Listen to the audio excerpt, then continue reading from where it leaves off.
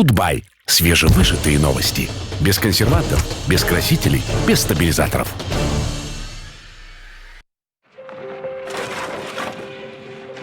Малый и средний бизнес нуждаются в большой поддержке. Беларусьбанк предоставит кредит с действительно низкой процентной ставкой в белорусских рублях от 4,75% годовых и обеспечит полный комплекс необходимых услуг. Кредиты для вашего бизнеса. Беларусьбанк. Всегда рядом.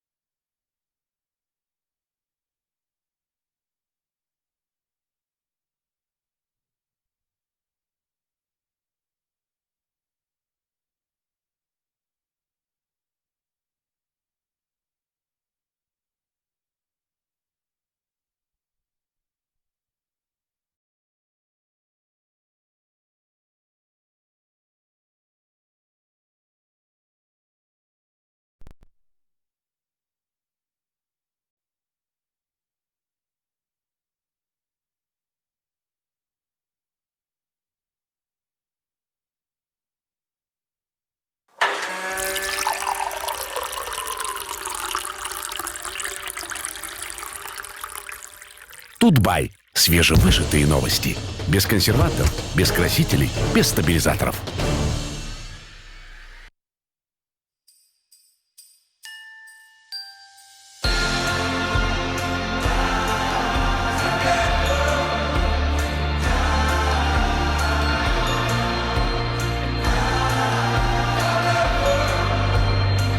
Беларусьбанк. Вместе победим!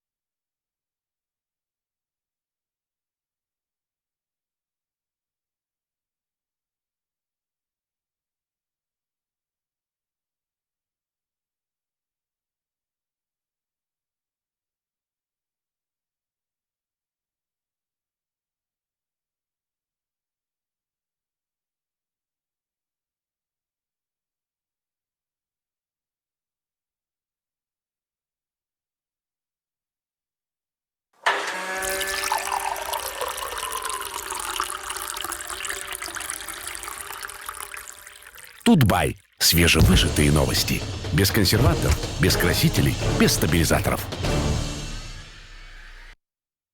Раней думалі, што зямля плоская, але хтосьці захацеў даведацца больш, і свет закруціўся. Хтосьці захацеў больш, чым заставацца на месцы, і панёсся наперад. Хтосьці вырашыў больш не маўчаць і напісаў сусветныя хіты. Хтосьці захацеў больш, чым проста ўдзельнічаць, і перамог. Хтосьці захацеў больш, чым жыць у адзіноце. Больш, чым жыць у цеснай кватэры. Больш, чым хадзіць пешшу.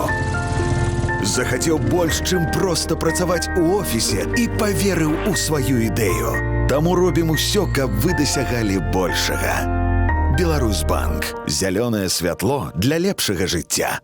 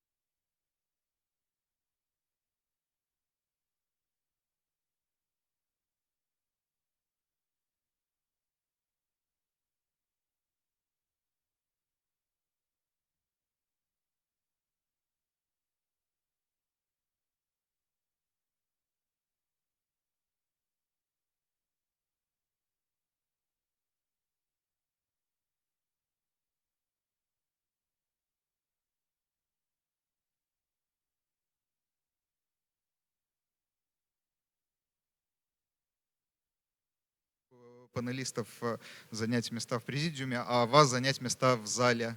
Спасибо большое. Окей, Жак.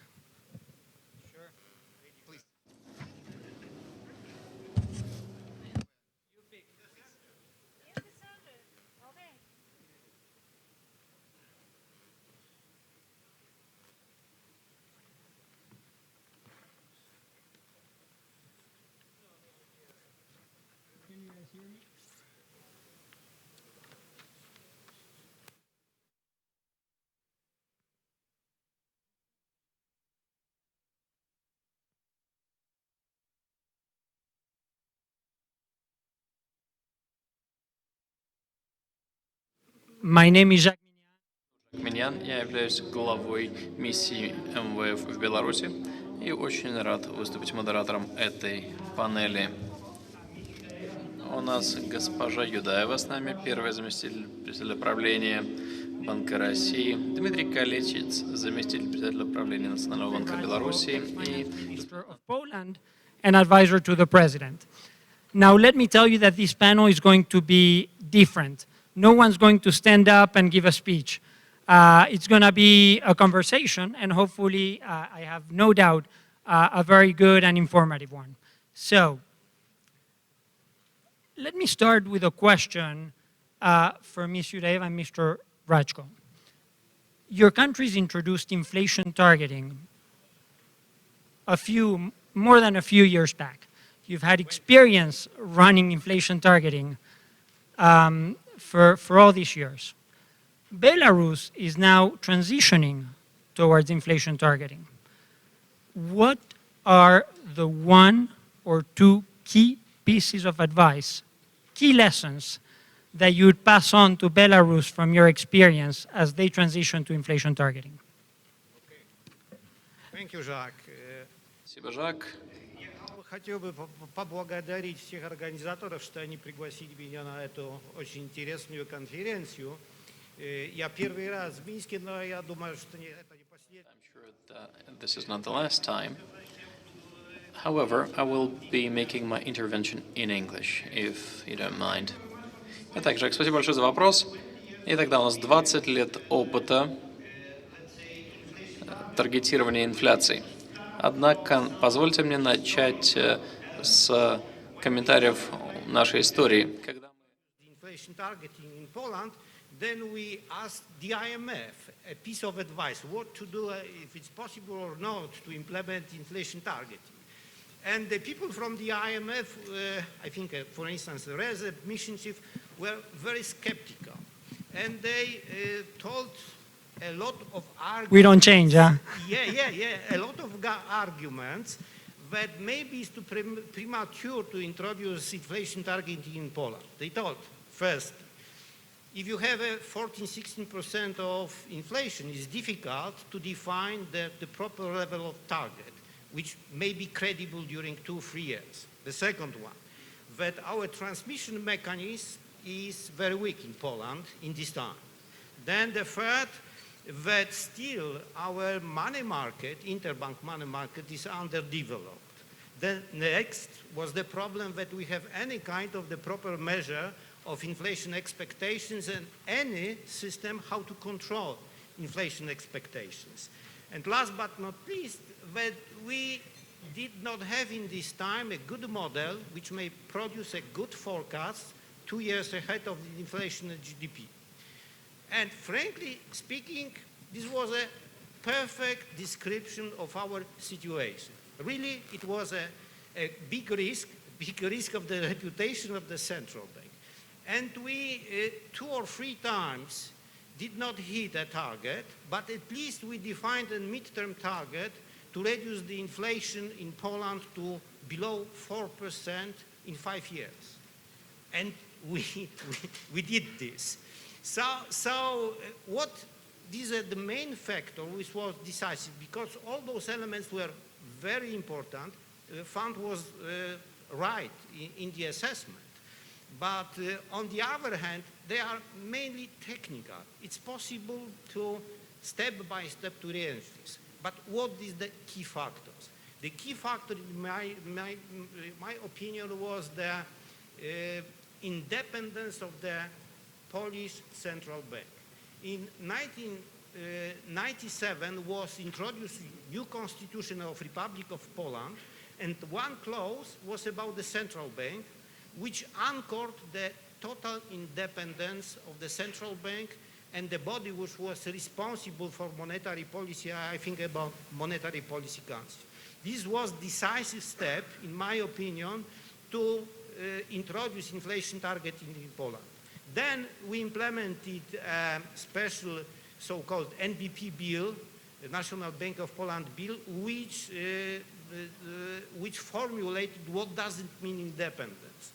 The independence from operational point of view, the independence of financial point of view.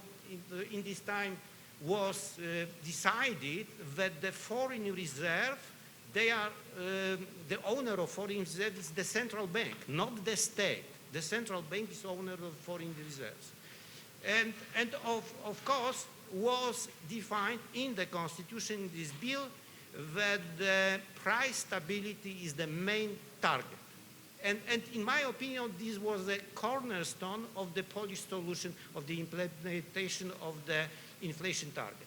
The second one was linked to exchange rate regime.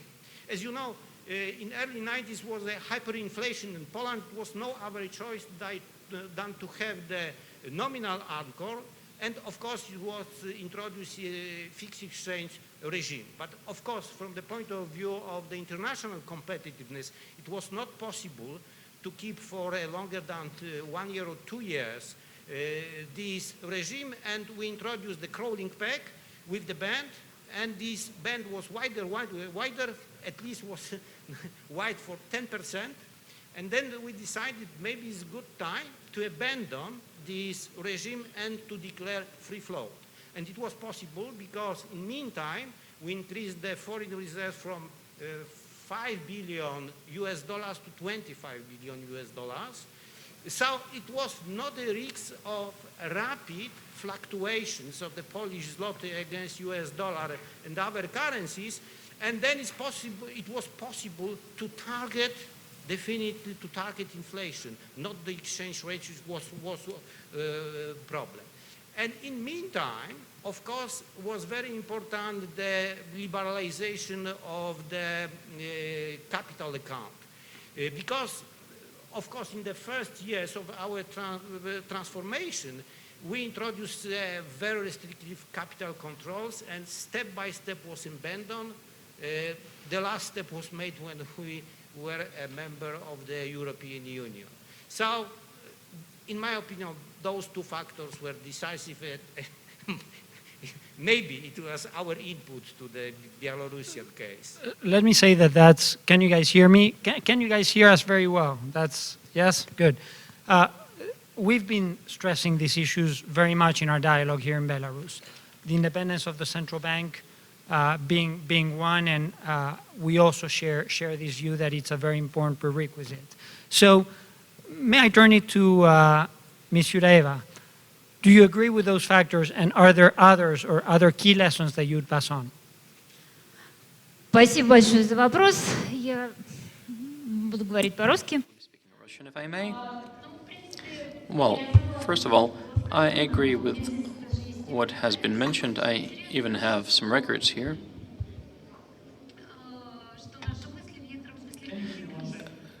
Секунду, дайте-ка мне одну секунду.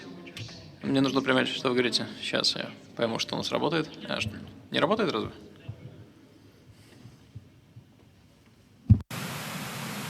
Go ahead. So, speaking about the lessons learned, well, the lessons are similar.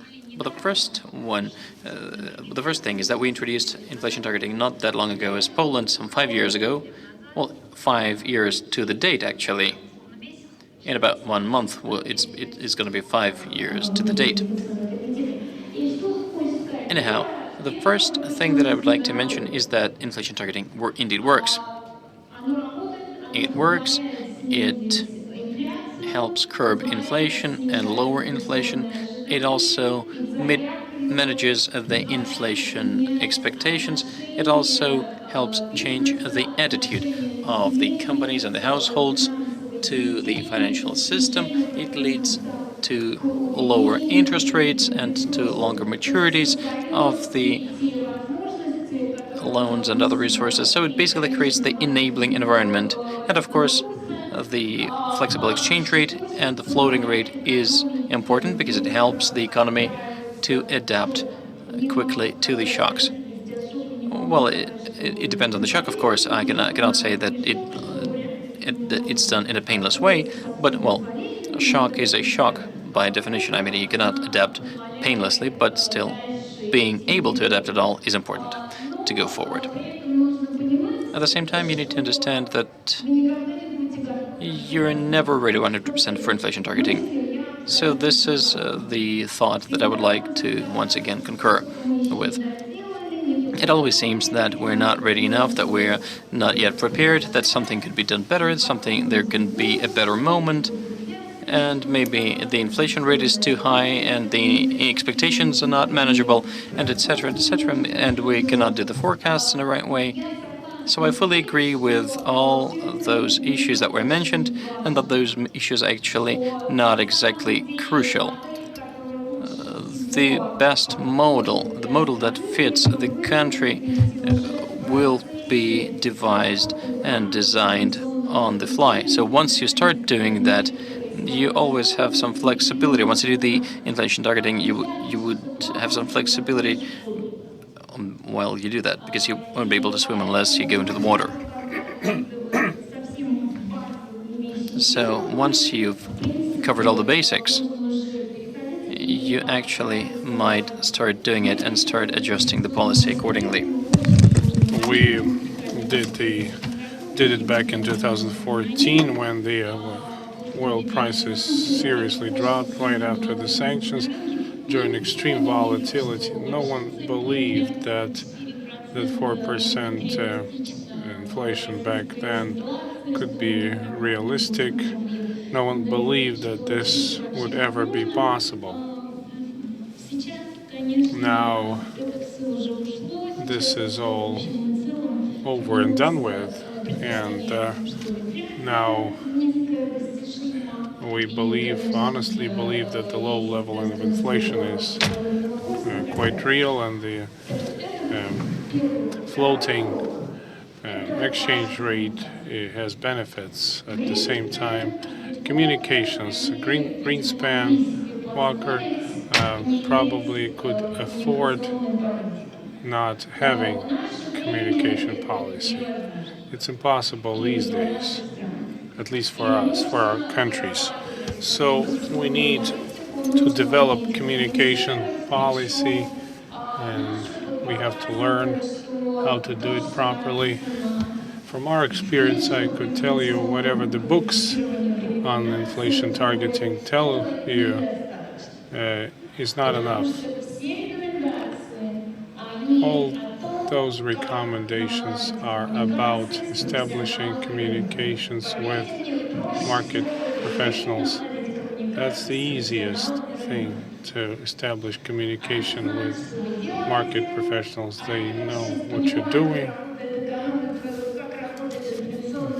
They know how the inflation targeting works. They hardly have any doubts about those methods. They may doubt the independence of the central bank. This is, of course, and you shouldn't have to prove it to them.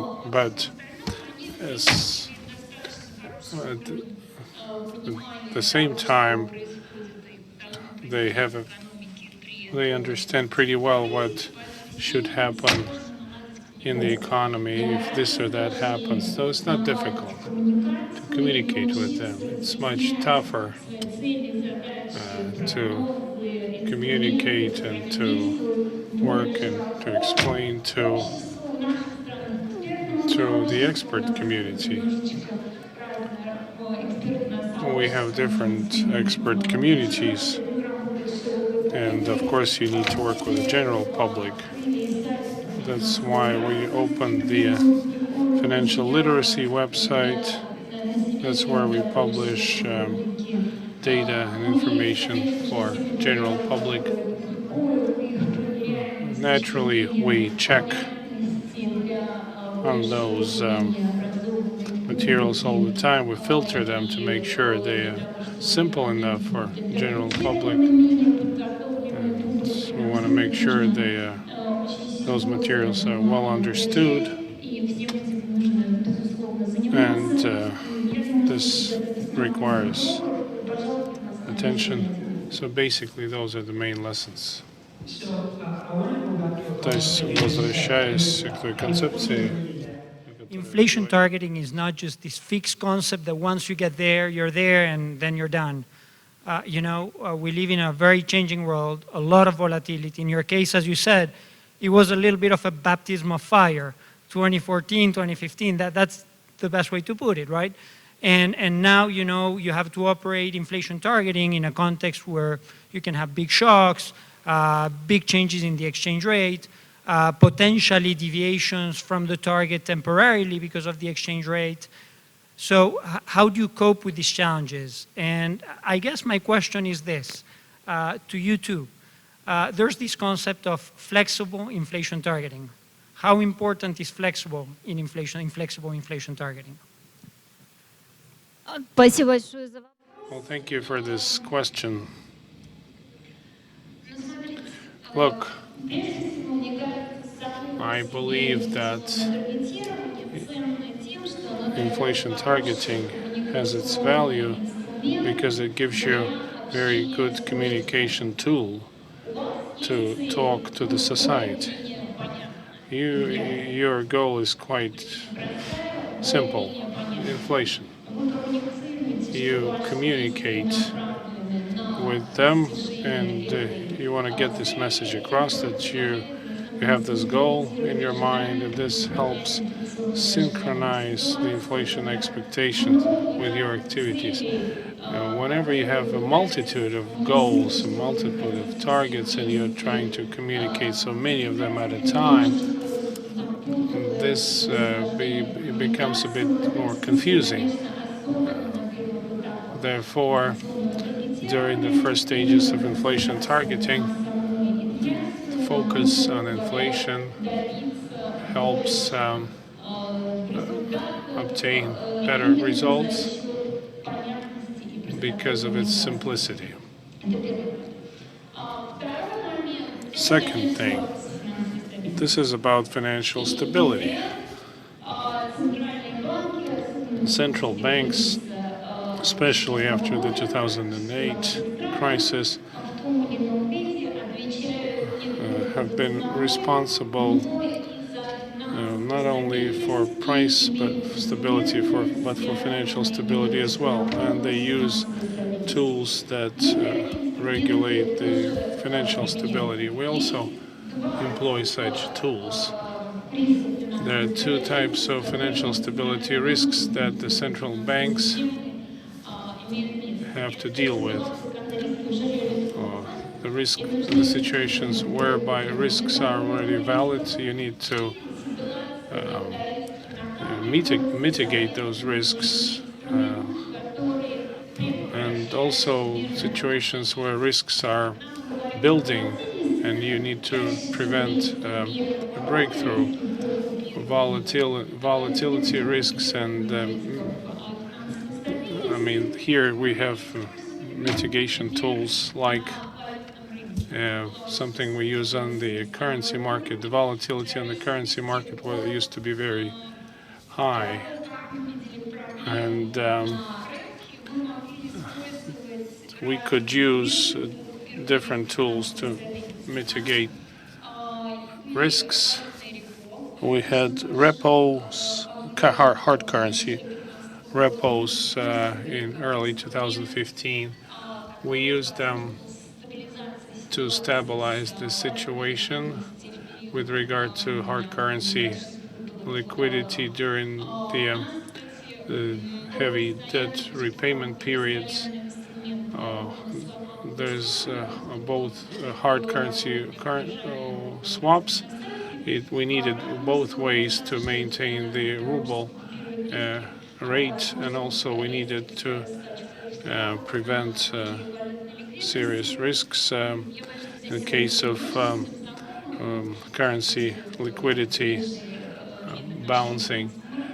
Maybe not all of you are so much familiar with it, but some of you may know that 2015 through 18 in Japan, in Europe, there were dollar liquidity crises at the end of quarter. So this is how we mitigated those risks, how we mitigated this in Russia.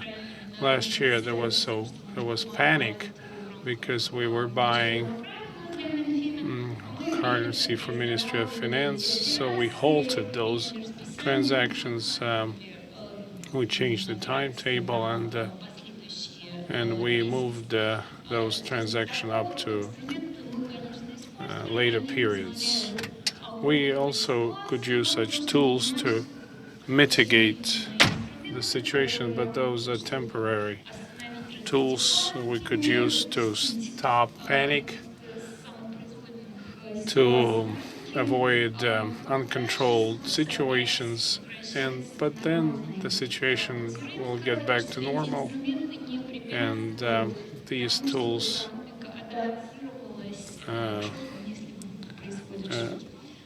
help adapt to shocks if shock happen. There are another tools like macro-prudential tools, which are connected to avoiding building bubbles. Unlike Poland, we were lucky. We are a mega regulator. That's why we can do it individually. We don't have to engage in dialogues, and we have to make decisions ourselves. That's what we do on consumer loan market. And we use it also on the hard currency loan market to stimulate this and to reduce the dollarization risks. Тогда можно спросить вопрос. Various issues. Спасибо, Жак, за вопросы. Ну, прежде всего, хочу поблагодарить коллег за то, что они... The speaker is inaudible.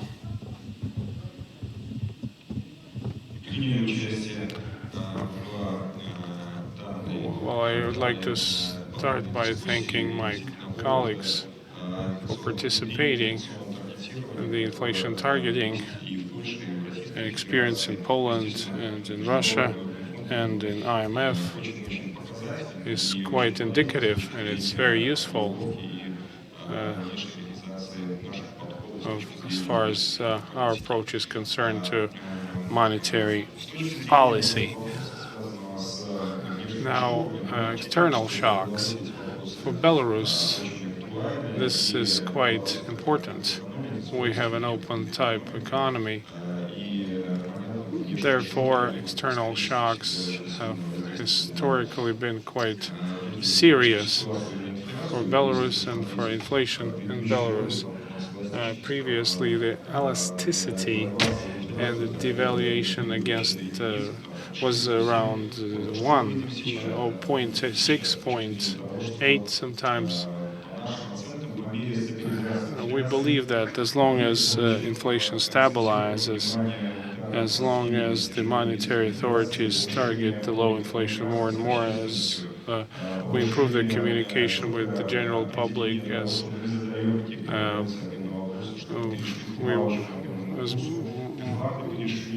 the fact that we stick with the flexible floating exchange rate, thanks to all these factors, the exchange rate should have less impact on the inflation, and this should help to switch to inflation targeting. I agree completely with what my colleagues have recommended.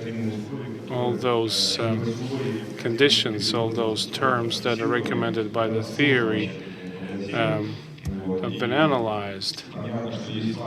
Naturally, there are certain factors, limiting factors. The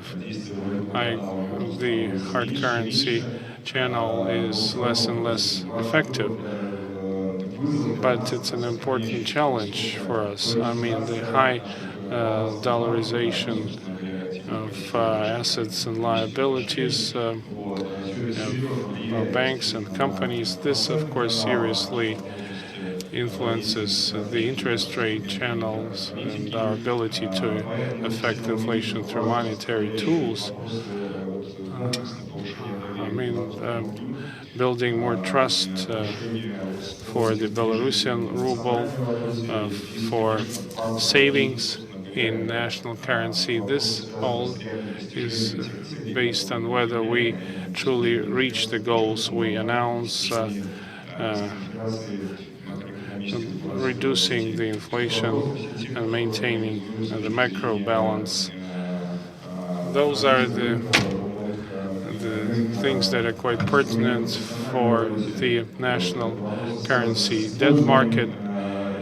This is about the use of foreign currency in Belarus. There's a whole range of activities we're looking to engage to mitigate the impact of this factor, and as long as we are planning to introduce inflation targeting.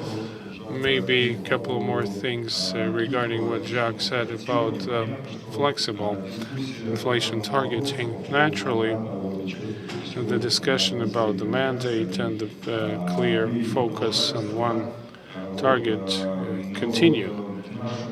But we believe that as far as flexibility is concerned, there's an important component. We understand that the inflation target is medium term.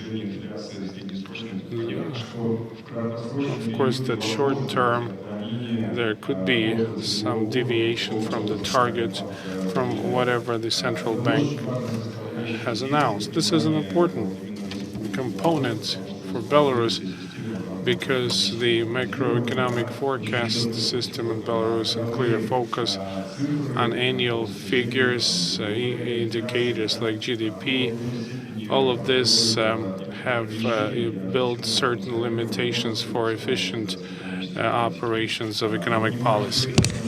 We know that these deviations in the short-term perspective, in weekly and monthly and even annual terms, are tolerable, and they can be caused by a number of factors. One of the key factors here might be, for instance, the macroeconomic moment. There's the Taylor's rule, right? And so we have the output gap that we have to take into account when we make decisions on monetary policy. And most central banks probably, or many central banks who do inflation targeting, they take into account these rules. And of course, I mentioned that not all central banks do that, but still. Another important thing is the structural elements, such as the utility tariffs, the cost recovery rate. Still, it's an ongoing process, and it will be going for many years yet. The question is how we treat that from the standpoint of a central bank. Probably in short-term perspective, there can be some deviation from the target that we ourselves project, but at the same time, Ksenia here mentioned that it's important to communicate all that. It should be clearly understandable to the general public. It needs to be explained why these things are happening. And of course, the National Bank tries to play its role in communicating its policy and explaining why and how we plan to go about the policy and what we expect of the economic situation.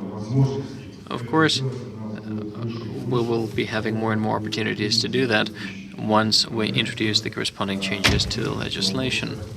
Of course, the independence and autonomy of the central bank is an important element for the success of the inflation targeting. We have already drafted the corresponding changes to the banking code that would help us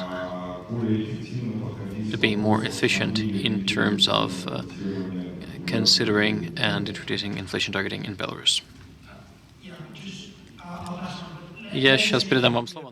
With what you guys have been saying, in open economies, the exchange rate is a very important buffer, and one should not be shy in using it. And what's important is to anchor expectations, medium-term expectations, and not to worry about, month-to-month issues. I know that exchange rate volatility is not always an easy topic, particularly in highly dollarized economies, but I fully agree that yeah, I like this expression, flexible inflation targeting, because of this. But no, I'm not saying that it should be the formal name. Yeah, Mr. Rajko, you wanted to say something. Good point, because in my opinion, sometimes we think from the wrong point of view about the flexible inflation targeting. Does not mean that, for instance, like in Poland, target is 2.5 with a band ±1. Does it mean that inflation each month should be 2.5%? It may be 3, it may be less than even 1. What is the main important? The main important information is that in mind of business and population is a long-term target, that everybody believes to the central bank that in the longer time inflation will be under control and will be fluctuating close to 2.5%. So from this point of view, does not make sense to quickly react any kind of the swing of inflation. Poland is a good case. As you know, we have for 2 years deflation in Poland, like the whole Eurozone. And we cut interest rates to the level 1.5% and no more, because we assumed the deflation hadn't in this time any kind of negative impact of our economy, real side of economy from one side. But if we have zero interest rate, then arises a question of non-conventional policy, which is very complicated, frankly speaking, does not make sense in the long run, and is very dangerous for the stability of financial sector.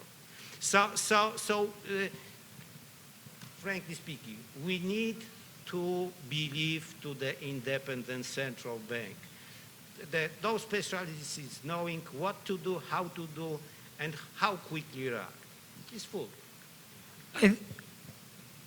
You want to say something? I guess you do. Okay.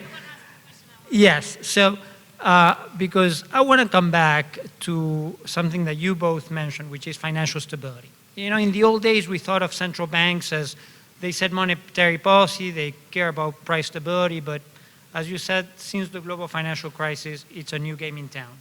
And financial stability, it's a very, very important objective. And we're not just talking stability within an individual bank, we're talking about systemic financial stability. So how important is this objective? And I guess you hinted that it's very important. Let me ask you a provocative question.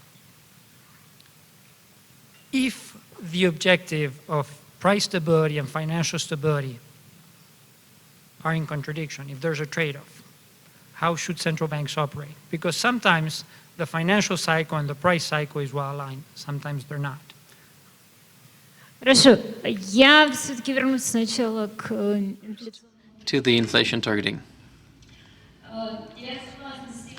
I fully agree that it's important that inflation targeting is not the regime that allows you to hit the target every day. I remember only once this happening. It was called state planning and centralized economy. But I mean, this regime is notorious for its shortcomings, so we're done with it. An important thing about inflation targeting is the inflation expectations management and targeting these expectations as well. And the business community and the market should expect the inflation over a certain horizon to be fluctuating around the target. Why do we need that? We need that for the long-term investment plans and long-term living plans to be drafted accordingly, taking into account this understanding of the inflation processes and the expected dynamics. And that contributes to lower risk for financial stability, the risk that is caused by dollarization. As far as I remember, in the beginning of the 90s, Poland was pretty much like Russia in the beginning of the 90s. In terms of dollarization, all our countries were at the same level. and, far from perfect and far from where we are now.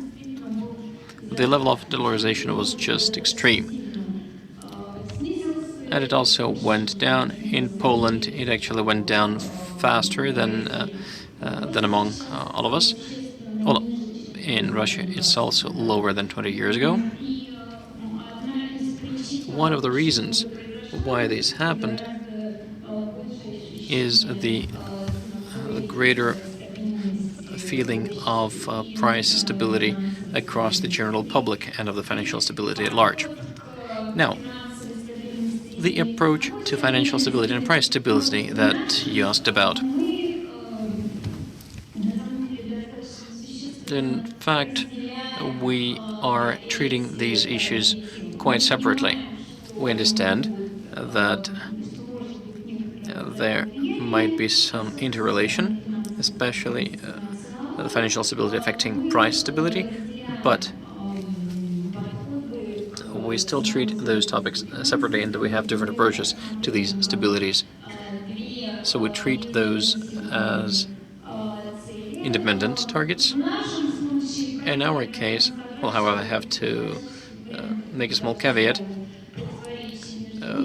We haven't had any real cases when there was a direct contradiction between those two targets.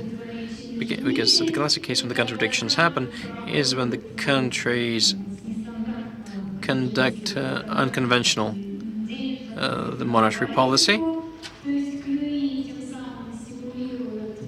and that is why that's basically stimulating lending, while at the same time introducing countercyclical buffers to destimulate the lending. So this might be the case when some conflict happens. In our case, however, we usually use the macroprudential measures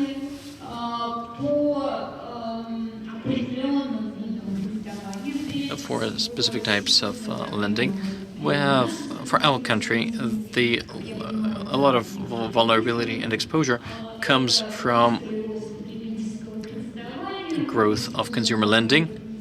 So we use macroprudential measures to manage this market, and we don't see any major contradictions with what we've been doing in terms of inflation targeting. Господин Рачко.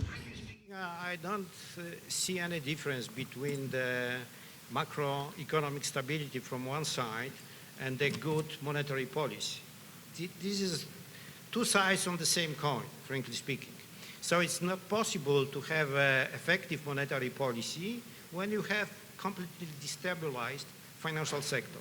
So in my opinion, it's necessary for good monetary policy to have, let's say, some additional instrument to control stability of financial sector. I give you a good example.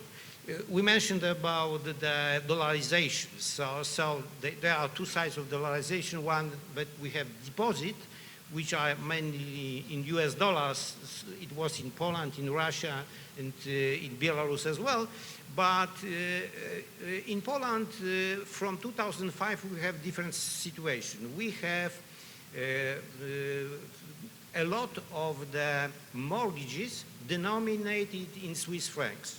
It was very simple because the interest rate for the Swiss franc loans were very low, about 0.5%. For Polish zloty loans was about 10% in this time.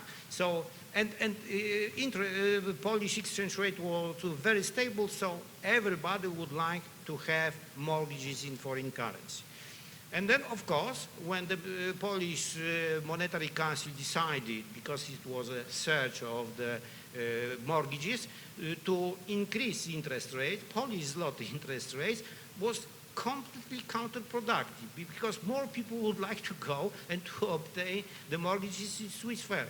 Only one solution is to use additional instruments which should be in the hand of the central bank, like, for instance, loan to income, loan to value, or some additional factors. Because then it's possible to control the stability of financial sector. So in my point of view, we don't, so the central bank should not hesitate. If it's any kind of the risk of instability of financial sector, should react and should have some instruments. That's exactly, there's this iron law in economics that if you have more than multiple objectives, you need multiple instruments. And I know you've been quite active, both of you. In Belarus, I understand that the concept of systemic financial stability is something that you are now developing and that you would like to develop and introduce all these additional instruments. Is that correct? Абсолютно корректно, Жак. И мы для себя... We obviously see that there is a need to implement this range of measures. So we started implementing those and started looking into the issues of ensuring financial stability and introducing macroprudential measures. The question is about communicating it to the general public and about communicating to the public authorities for them to understand the importance of hitting the financial stability so that the central bank is not only treating that as a target for themselves. So we tried to raise the awareness across the country that it's an important element of everything, and an important element of the economic policy and an important element of the mandate of the National Bank. The systemic risks for the financial system mean huge costs for the entire society. The clear understanding and knowledge of the definitions and clear identification of the mandate and clear regulation should be one of the priorities for ourselves. We have two major objectives in this area, as probably most central banks have. So our objective should be the mandate for financial stability and for price stability. So we're working to have it properly regulated. So basically we're introducing amendments into the legislation that would clearly outline the mandate of the National Bank in view of ensuring financial stability. Especially given that this is a multifaceted issue in terms of cooperating with other public authorities and working with their function of ensuring financial stability. Back in 2006, together with the government, we created the Financial Stability Council that includes the representatives of the National Bank, of the Ministry of Finance and the Ministry of Economy, with whom we've been coordinating all these issues. We've already tested and introduced a number of macroprudential instruments, and Ksenia already mentioned these things. So we know all these sector-based indicators and the exposure indicators and the loan coverage. So we've introduced these instruments, which is a part of our macroprudential package. And also the cyclical buffer. This is something that we look upon every once in a while, every quarter, and because we need to make a rational decision each time. It's important for us to make sure we have it in the legislation so that the government would know what this is about and who's responsible for it and what toolkit we have to maintain financial stability. Now, if there's any controversy, I have this feeling that we haven't run into any problems so far. The controversy between inflation and financial stability. Things happen. Of course, we'll see how they pan out. Я полностью согласен относительно вопроса коммуникации.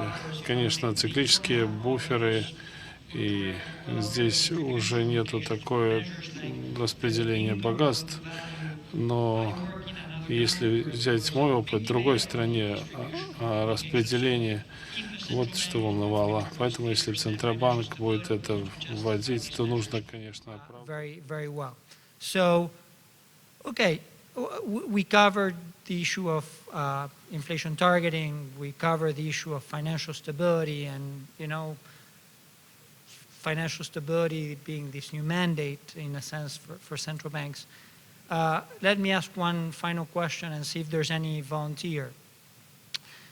A lot of the discussion now is that basically the next frontier for central banks is the development of fintech and implications for payment systems, opportunities and risks of central bank digital currencies. Should we not? Anyone wants to volunteer some comments on this?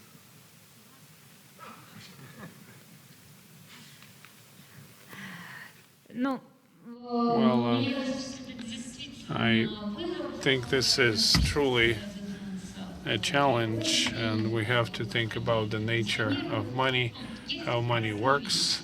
There are simple things. Fintechs, they become big fins and big techs in some other countries. This is about productivity, efficiency, cutting the costs regarding payments. All those payment problems that emerge have nothing to do with technology, like the monopoly, because payment services, as economists say,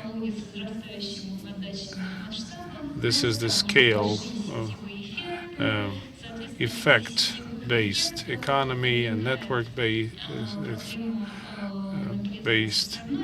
So there's monopoly on one hand, and at the same time, there's financial accessibility on the other hand. Therefore, central banks are now trying to provide payment services to general public. We develop fast, quick payment systems for general public.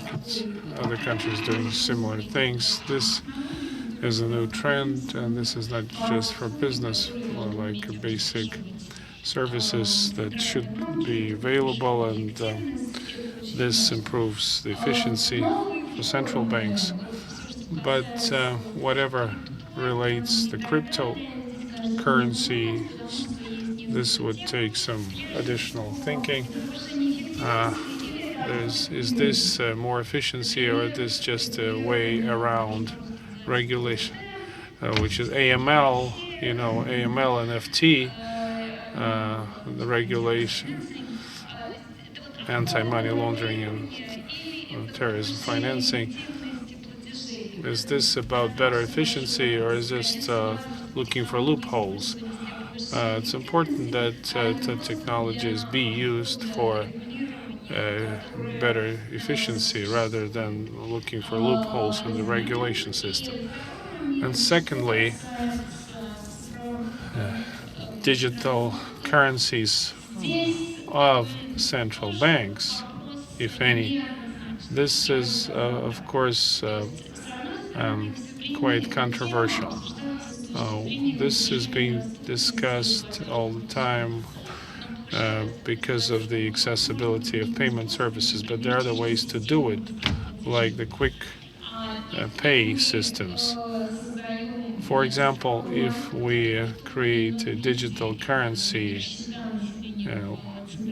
that would accumulate public accounts in the central bank, this will change the financial market structure seriously compared to what we have. And then the financial intermediary service role will also change. This is economical, and this has economical implications and financial implications. Would it be superior to the current system, and what architecture of the system are we talking about?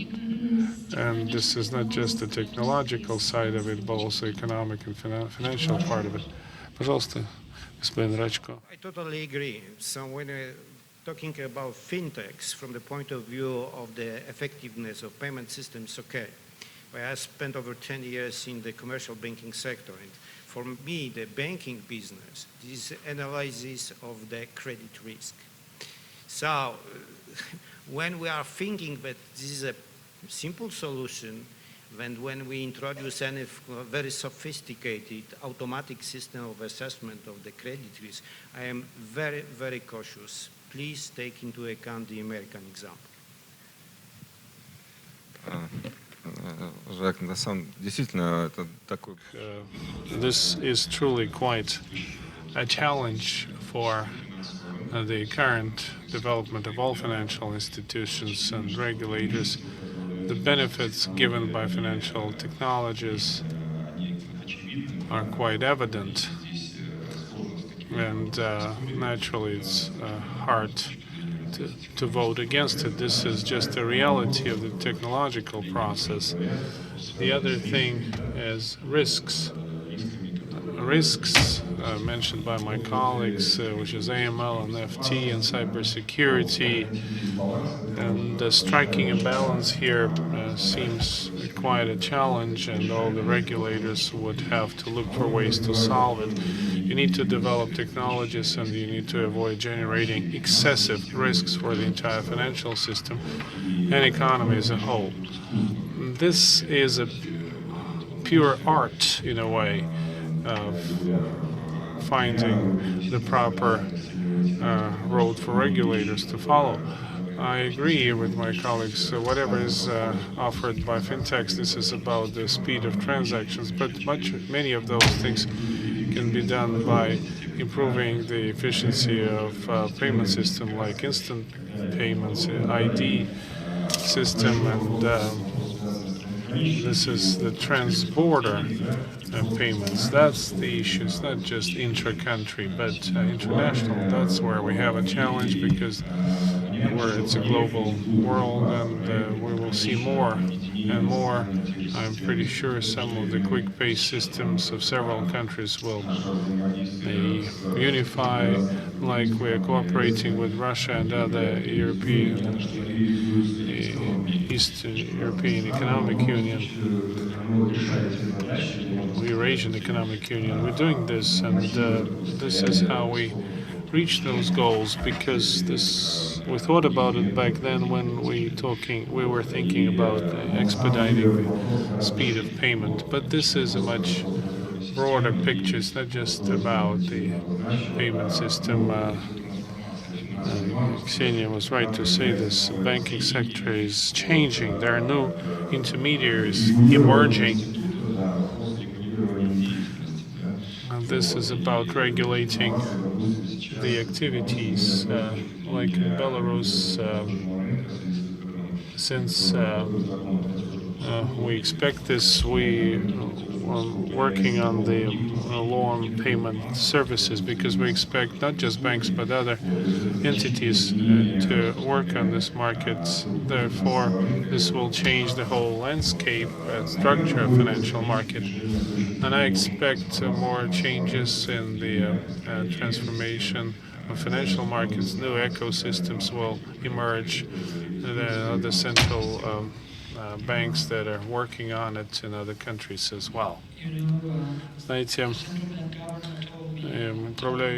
About fintech and central bank digital currencies in particular, he said, I still have not made up my mind whether this is just the same person in different clothes, or it's this radical thing that's going to change the whole payment system and the whole financial system. So I think, many of us are still struggling with these fundamental questions. Look, I've learned a lot. We've covered a lot of ground. I want to thank you on behalf of everyone at KEF for this panel, and thank you very much.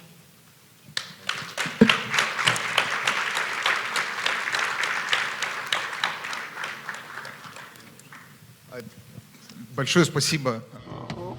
I'd like to thank our panelists, and I'd like to thank all the participants, speakers. This wasn't just a panel as part of Leviathan. This is also about the 25th anniversary of the Belarusian ruble. What I have to say, I've been proud of Belarusian ruble recently. This is now truly national currency, and perhaps Dmitry could say just a couple of words about the Belarusian ruble.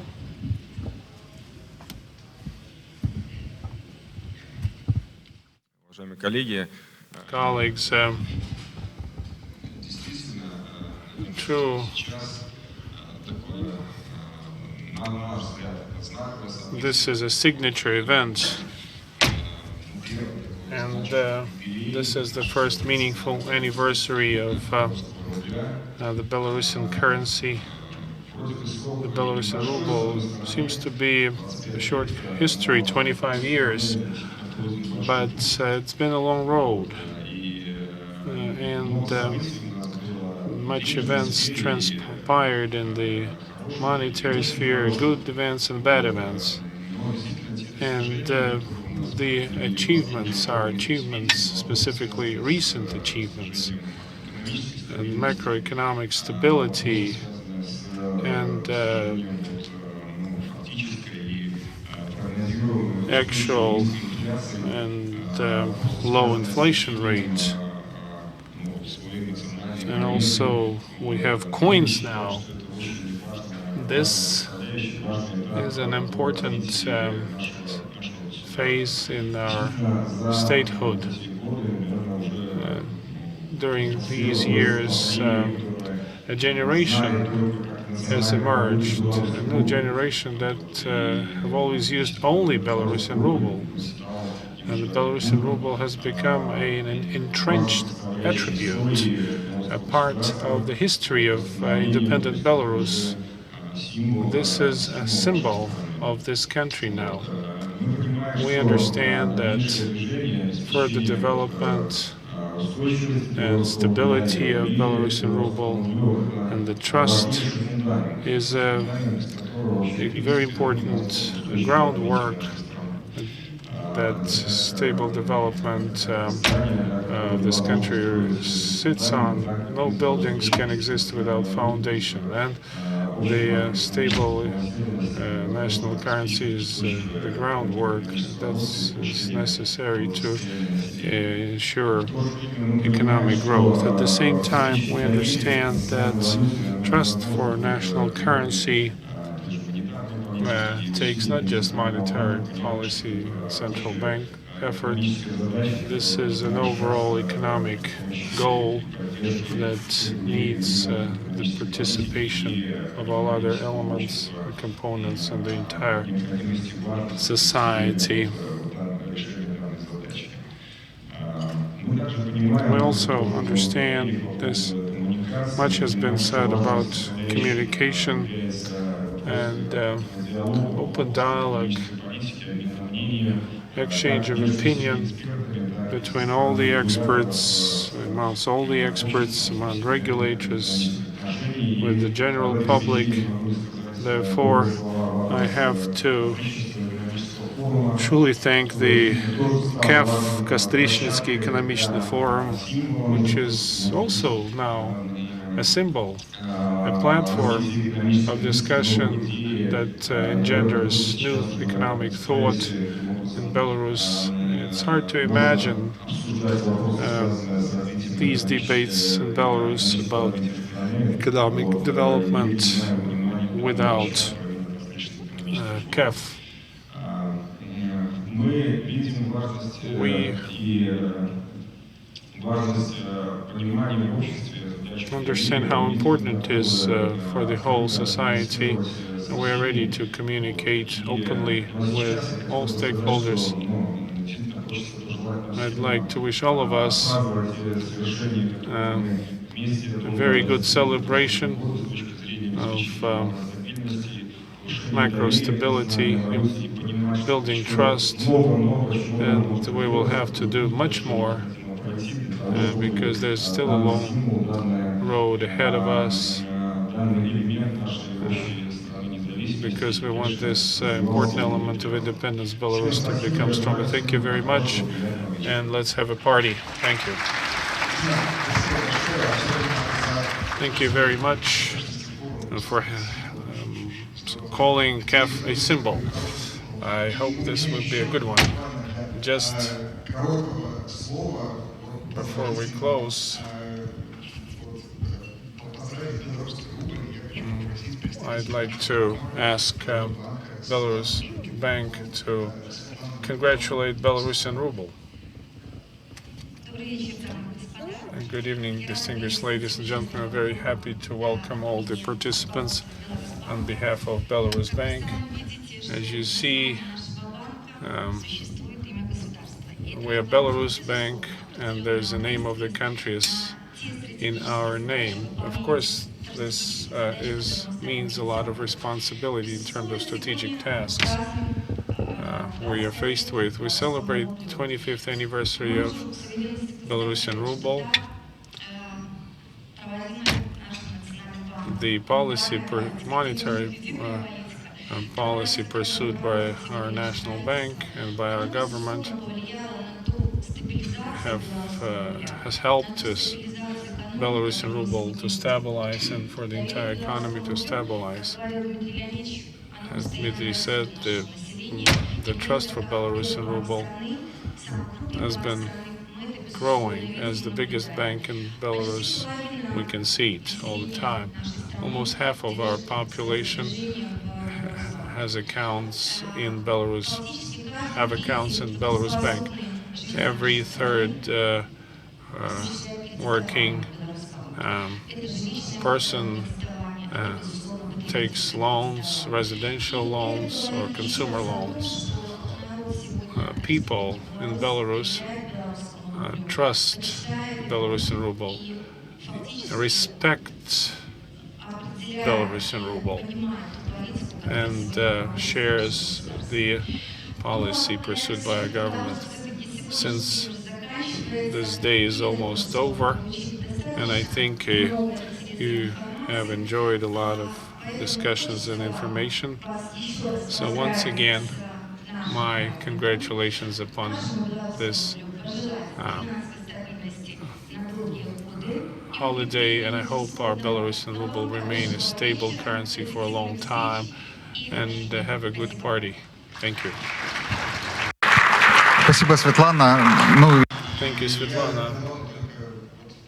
I'd like to add just one more thing. The panel, which is dedicated to national currency, there are other countries present from the European Union as well. So again, tomorrow we'll have day 2. See you tomorrow. Оставьте, пожалуйста, приемники прямо на стуле. Please leave your interpretation sets on your chairs.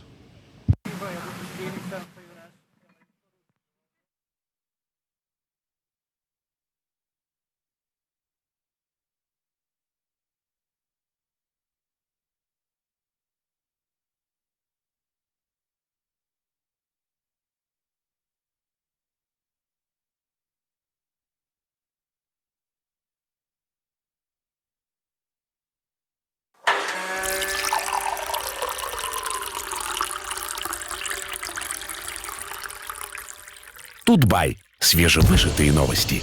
Без консервантов, без красителей, без стабилизаторов. Малый и средний бизнес нуждаются в большой поддержке. Поэтому важно выбрать банк, который станет вашим надежным партнером. Беларус Банк предоставит кредит с действительно низкой процентной ставкой в белорусских рублях от 4,75% годовых и обеспечит полный комплекс необходимых услуг. Кредиты для вашего бизнеса. Беларус Банк всегда рядом.